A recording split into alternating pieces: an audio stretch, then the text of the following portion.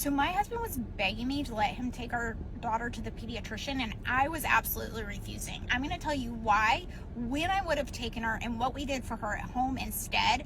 And this was related to a cough. So make sure that you're saving this for later, because we know we're getting up on cold and flu season, and you're going to want to have these at your fingertips. So first of all, the first thing to keep in mind is remember that a cough is your body's natural way to help protect your lungs from pneumonia. It's trying to get that mucus out. It could also be when it's a lingering cough. It could just be that the airway is still a little bit sensitive and irritated.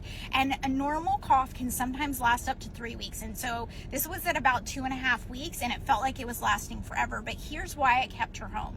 She hadn't had a fever since the first few days.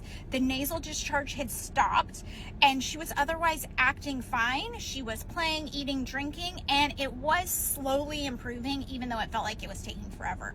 Now, I would have taken her into the doctor if the fever came back after it had disappeared for 24 hours.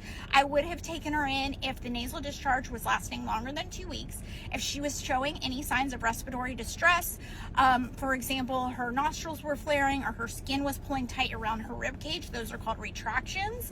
If she was wheezing or had a barky cough, if she wasn't eating, drinking, and playing like normal, if she had a fever over 105, and if she had been a lot younger, for example, under 6 months, and had a fever with that, if she had other symptoms with it, like ear pain, then all of those things, of course, I'm going to bring her in. But since everything else was normal, I kept telling him it's okay for us to watch her at home. Now, read the caption to find out when you should take your child to the ER and what we did for her at home, and now the cough is completely resolved.